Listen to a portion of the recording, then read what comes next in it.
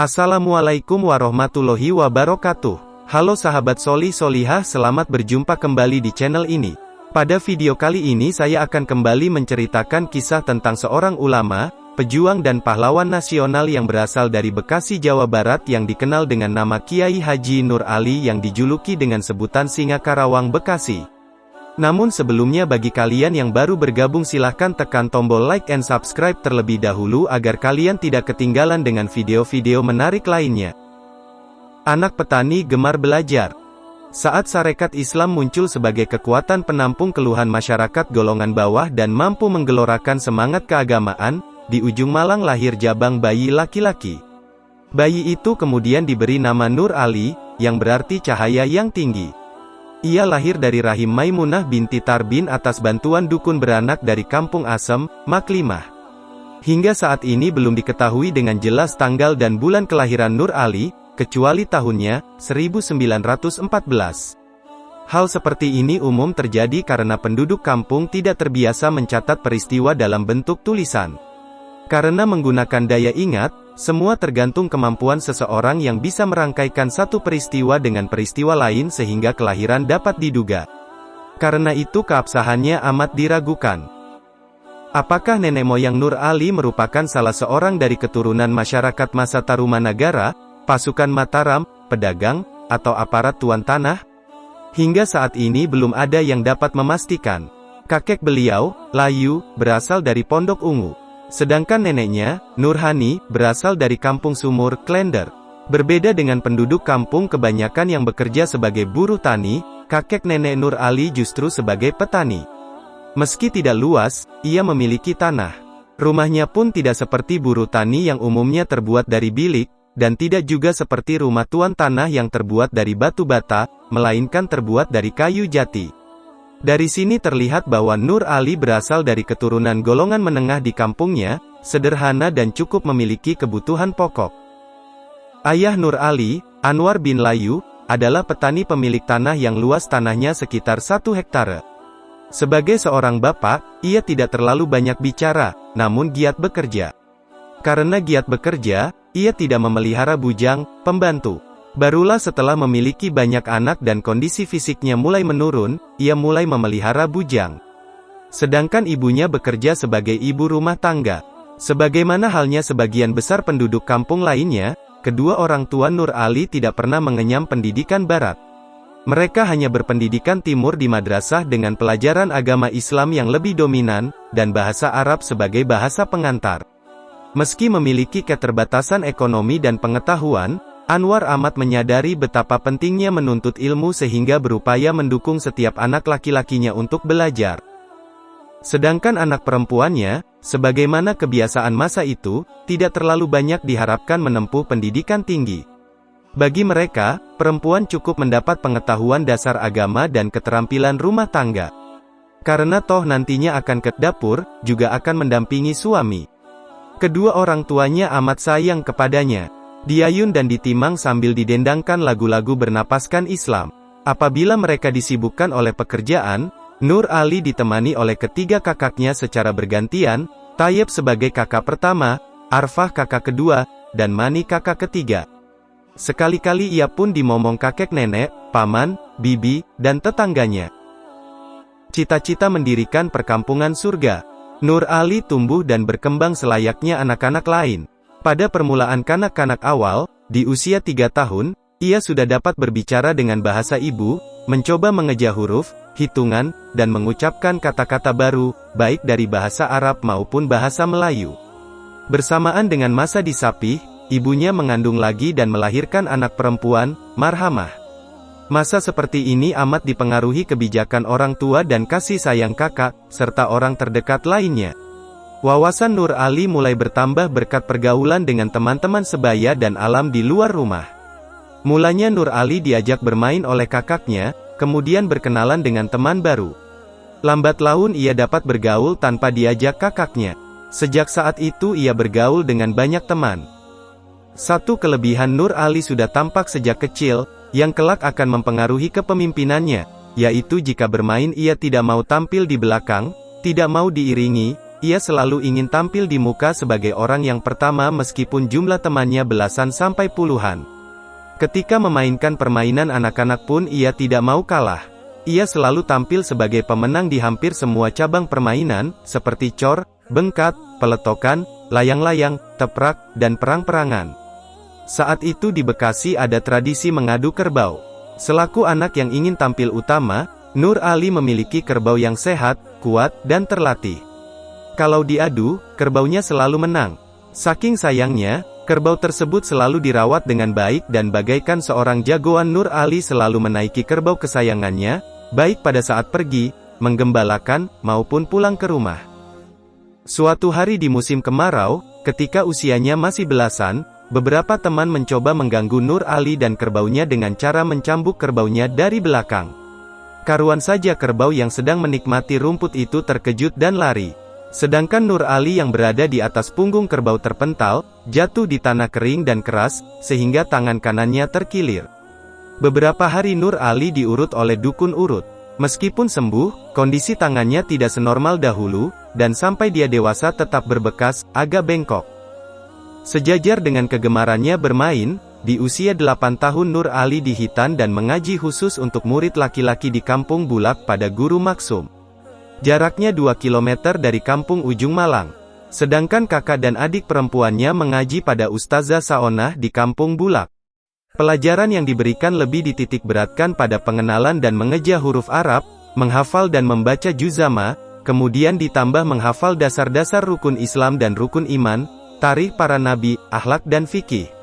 Nur Ali, yang sejak kecil sudah terbiasa diajar mengaji oleh orang tua dan kakak-kakaknya, tidak merasa kesulitan dalam mencerna pelajaran yang diberikan gurunya. Sebelum mengaji, Nur Ali biasa diberi uang jajan oleh orang tuanya. Tetapi ia kurang berani meminta uang, sehingga harus meminta tolong marhamah untuk memperoleh uang jajan dari ayahnya. Setelah mendapat uang jajan, Nur Ali langsung menggiring kerbaunya yang berjumlah 10 ekor ke tepi rawa pulau, untuk selanjutnya dilepas agar mencari makan sendiri. Pukul 8 ia sudah sampai di pengajian, dan belajar sampai pukul 10. Pulang mengaji, bersama-sama temannya ia mengangon kerbau sambil bermain. Sore harinya kembali ke rumah bersama kerbaunya yang sudah kenyang makan rumput. Malam hari, setelah mandi dan sholat maghrib, Nur Ali bersama kakak dan adiknya kembali mengaji dan belajar di rumah. Setelah 3 tahun mengaji pada Guru Maksum, pada 1925 Nur Ali mengaji pada Guru Mukni di Ujung Malang.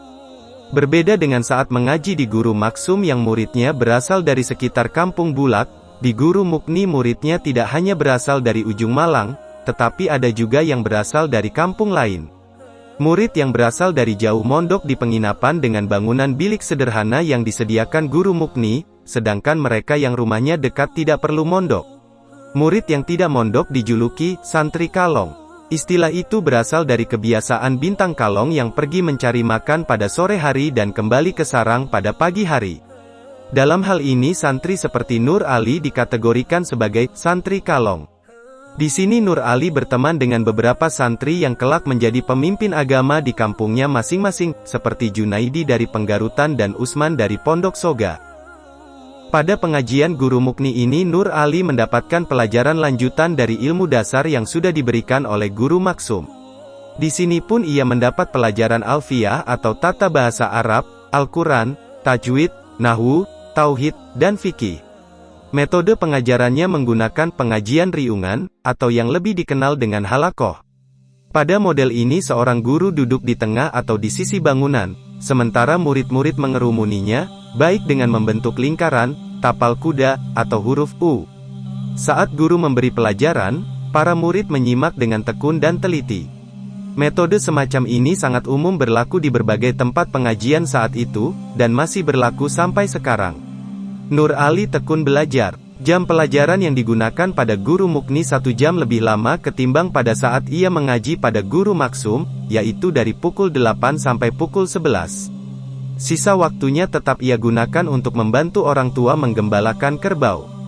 Semangat keingintahuan mengenai berbagai hal semakin bertambah. Pada usia belasan, bersama teman-temannya kadang ia mendatangi beberapa kampung di sekitarnya. Tujuannya sederhana, seperti mencari bambu kecil untuk dibuat peletokan, mencari ikan, dan belut, berburu burung dengan ketapel, iseng, mencuri tanaman kacang dan ubi petani. Sampai pada keingintahuan yang lebih luas seperti melihat rumah gedung tuan tanah, tingkah laku tuan tanah dan aparatnya, menonton kesenian cokek, doger, wayang, ronggeng, dan lain-lain. Bersamaan dengan itu ia pun bisa membandingkan antara konsep normatif yang diajarkan gurunya dengan kondisi realita penduduk. Kalau gurunya mengajarkan agar tidak melakukan tindakan maksiat seperti mencuri, merampok, berjudi, menipu, memakan binatang anjing dan babi serta arak, justru pada kenyataannya Nur Ali dihadapkan pada kondisi realita tersebut. Situasi dan kondisi seperti ini kian membuka mata dan hatinya betapa tindakan masyarakat di lingkungannya banyak yang menyimpang dari ajaran Islam. Nur Ali menganggap ini sebagai akibat dari kurangnya pendidikan agama bagi masing-masing individu. Keluasan jangkauan pengalaman dan pikirannya semakin bertambah apabila ia mendapat sesuatu yang baru, baik di dalam maupun di luar kampung Ujung Malang. Dalam beberapa kesempatan Nur Ali diajak ayahnya untuk berbelanja kebutuhan pokok di Pasar Bekasi, Kranji, Pondok Ungu, atau Cakung, yang jaraknya sampai puluhan kilometer.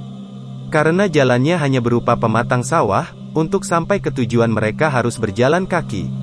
Kesempatan tersebut bukan saja dimanfaatkan untuk melihat-lihat lingkungan sepanjang perjalanan, yang membuatnya kian sadar betapa luasnya alam ini, tetapi juga ia dapat melihat tingkah laku manusia lain, berinteraksi, dan berkenalan dengan produk teknologi modern, seperti kereta api, lori dan telepon. Semua pengalaman yang dilihat selalu diceritakan kepada teman, kakak, dan adiknya. Sadar akan keadaan Marhamah sebagai anak perempuan yang tidak banyak mendapat kebebasan untuk pergi jauh, Nur Ali yang sayang kepada adiknya itu selalu menceritakan perjalanan dan pengalaman barunya. Biasanya tukar pengalaman terjadi di balai pelupuh, balai panjang tempat tidur anak-anak terbuat dari bambu yang dibelah, di mana anak laki-laki dan perempuan yang belum balik dicampur tidurnya. Dari sini pun Marhamah mendapat informasi tentang dunia lain di luar kampung Ujung Malang. Tentunya hal ini membuat Marhamah tertarik dan bertambah wawasannya, sekaligus membuatnya cemburu. Kecemburuan dan keinginan Marhamah untuk ikut serta melihat apa yang diceritakan Nur Ali sering diutarakannya langsung kepada kakak terdekatnya itu. Tapi jawaban Nur Ali tidak jauh dari tradisi penduduk kampung saat itu. Perempuan sih jangan ngikut, nanti celaka. Apalagi kalau melihat kereta api, wah, nanti ke bawah lu, kata Marhamah mengutip pernyataan Nur Ali. Ternyata Nur Ali tidak hanya cerita tentang hal-hal yang pernah dialaminya, tetapi juga tentang cita-citanya. Kepada Marhamah diutarakan cita-citanya yang kelak bila sudah besar ia ingin menjadi pemimpin agama. Semangat cinta tanah air bernuansa keagamaan merasuk dalam dirinya. Hal ini seiring dengan ungkapan yang sering didengar dari gurunya tentang Baldatun Thayyibatun Warobun Ghafur atau negara sejahtera yang dilindungi Allah Subhanahu wa Ta'ala. Melalui Marhamah ia pernah mengutarakan cita-citanya untuk mengatasi semua permasalahan orang Ujung Malang, dengan cara mendirikan perkampungan surga, di mana penduduknya beragama Islam dan menjalankan syariat Islam. Nur Ali juga giat membantu ayah dan ibunya di rumah, seperti mengisi air ke kolam dan tempayan. Kemudian pada saat orang tuanya mempunyai bujang ia pun tetap membantu pekerjaan seperti menumbuk padi, mencangkul, menanam, dan memanen di sawah. Kebiasaan Nur Ali yang sejak kecil sudah tampak adalah bila bekerja tidak mau melakukan pekerjaan yang sedikit dan tanggung-tanggung. Ia hanya mau bekerja kalau pekerjaan itu menyeluruh, dari awal sampai akhir, meskipun syarat dengan beban berat. Perkembangan usia dan pemikiran Nur Ali bergerak sejajar dengan situasi dan kondisi yang disaksikan maupun didengar dari cerita lisan saat itu. Sejak usia dini ia sudah dihadapkan oleh perlakuan tidak adil dari pemerintah jajahan. Pejabat pemerintah Hindia Belanda lebih cenderung membela kepentingan tuan tanah daripada penduduk. Ia pun telah menyaksikan kenapa orang tua dan penduduk lainnya harus membayar berbagai pajak yang memberatkan seperti pajak cukai dan kontingen, di mana buruh tani dan penggarap harus menyerahkan 1/5 hasil panennya, kemudian pajak pohon dan pajak pemanfaatan tanah, pajak penangkapan binatang dan pajak pengairan, pajak pesta, dan pajak pasar. Karena pemerintah memberikan konsesi terhadap tuan tanah berupa hak erfdah, tuan tanah pun dapat memaksa penduduk untuk memperbaiki jalan, penggalian saluran, membajak perkebunan, serta ronda. Pekerjaan wajib ini lebih dikenal dengan sebutan Heerendiensten. Dalam ketetapan pemerintah yang tercantum dalam Stadsblad, pekerjaan wajib ini hanya dikenakan pada penduduk yang telah berusia di atas 14 tahun sampai 50 tahun dengan waktu maksimal 52 hari dalam setahun atau 1 hari dalam seminggu. Tetapi pada kenyataannya Nur Ali menyaksikan banyaknya penduduk di bawah usia 14 tahun dan di atas 50 tahun pun tetap dipaksa melakukan Heerendiensten, dengan waktu yang melampaui batas. Nur Ali pun menyaksikan betapa tuan tanah dengan liciknya menyerobot tanah penduduk. Kalau tuan tanah hendak membeli tanah, penetapan harganya ditentukan oleh tuan tanah. Selain membeli, tuan tanah pun dapat menguasai tanah melalui jeratan rente. Praktek rente biasanya terjadi ketika penduduk mengalami kesulitan keuangan, baik untuk maksud hajatan, menyekolahkan anak, maupun hendak menunaikan ibadah haji. Jika penduduk tidak mampu membayar rente, tanahnya disita kemudian dijadikan hak milik tuan tanah. Tuan tanah pun dapat bertindak sebagai pengijon, yang bunganya bisa mencapai 100%. Ketika ikut ayahnya ke pasar, Nur Ali pun sempat menyaksikan aparat tuan tanah menarik pungutan liar secara paksa kepada pedagang. Berdasarkan pengalaman dan cerita orang tua, ia merasakan seringnya tuan tanah menaikkan harga beras pada saat musim paceklik, sehingga penduduk yang miskin dengan terpaksa harus memakan umbi-umbian sebagai makanan pokoknya. Kenyataan yang tidak dapat dipungkiri adalah perlakuan tuan tanah yang menerapkan upah kerja amat rendah. Kalau sudah demikian biasanya petani hanya bisa menggerutu, karena jika melakukan perlawanan akan ditindak oleh aparat tuan tanah maupun polisi atau marsose. Pada kenyataan memang demikian, karena sejak sering terjadinya keresahan penduduk di bilangan Mr. Cornelis, seperti perampokan-perampokan yang dilakukan Entong Tolo dan anak buahnya, gerakan protes petani Bekasi pada 1913, pemberontakan petani Condet yang dipimpin Entong Tolo Gendut pada 1916, dan pemogokan pengiriman cukai oleh petani Teluk Pucung pada 1919, keamanan diperketat, terlebih lagi sejak 1922. Dengan cara ini gerakan-gerakan sosial dapat direndam, tetapi kondisi kemiskinan penduduk tidak dapat tertanggulangi. Nur Ali yang mulai beranjak remaja merasakan betapa tindakan tuan tanah di daerahnya bertentangan dengan ajaran Islam. Ia pun sudah mulai berpikir kritis dan teliti. Ketika kondisi tersebut ia tanyakan, tentu jawaban tidak akan memuaskan, karena sebagian besar orang saat itu hanya ingin menyelamatkan diri dari tekanan tuan tanah dan pemerintah. Kalau sudah demikian, keinginannya untuk mengatasi berbagai hal yang dihadapi penduduk Ujung Malang semakin menggebu. Alternatif yang dilakukan Nur Ali untuk mewujudkan cita-citanya adalah dengan cara belajar lebih tekun. Di pengajian Guru Mukni, Nur Ali dianggap sebagai murid yang pandai, cerdas, dan giat. Semua mata pelajaran dikuasai Nur Ali dengan baik, sehingga wajar saja kalau Guru Mukni amat sayang padanya. Bahkan khusus untuk mata pelajaran Alfiyah atau pengetahuan tentang kaidah tata bahasa Arab, Nur Ali mampu menghafal lebih awal 1000 bait kaidah bahasa Arab. Ini berarti Guru Mukni sudah tidak mampu lagi menurunkan ilmu Alfiyahnya kepada Nur Ali. Nur Ali pun merasakan bahwa ia sudah mampu menguasai berbagai ilmu yang diajari guru yang amat dihormatinya itu. Di samping itu ia pun ingin belajar penuh dan lebih konsentrasi, tanpa disibukkan oleh berbagai aktivitas bermain, sehingga dalam beberapa kesempatan Nur Ali memohon kepada ayahnya agar dia diizinkan mondok pada Guru Marzuki di Kampung Muara, Klender. Sebagai orang tua, Anwar, yang menyadari betapa pentingnya pendidikan, amat mendukung keinginan anak kesayangannya itu. Maka dalam satu kesempatan, Anwar membicarakan masalah keinginan Nur Ali kepada Guru Mukni. Sebenarnya Guru Mukni merasa keberatan kalau Nur Ali meninggalkannya, karena Nur Ali direncanakan akan dijadikan badal atau asisten untuk mengajari murid-murid yang lebih junior. Tetapi, mengingat bakat, kesungguhan, dan tekadnya yang besar, sehingga diambil kesepakatan untuk mengizinkan dan mengusahakan agar Nur Ali dapat melanjutkan pendidikan pada Guru Marzuki. Nur Ali amat gembira, keinginannya untuk mondok pada Guru Marzuki hampir terwujud. Demikianlah yang bisa saya sampaikan pada video kali ini, nantikan kelanjutan dari kisah ini pada video berikutnya. Terima kasih sudah menonton, dan jangan lupa untuk like, share, and subscribe. Sampai jumpa. Wassalamualaikum warahmatullahi wabarakatuh.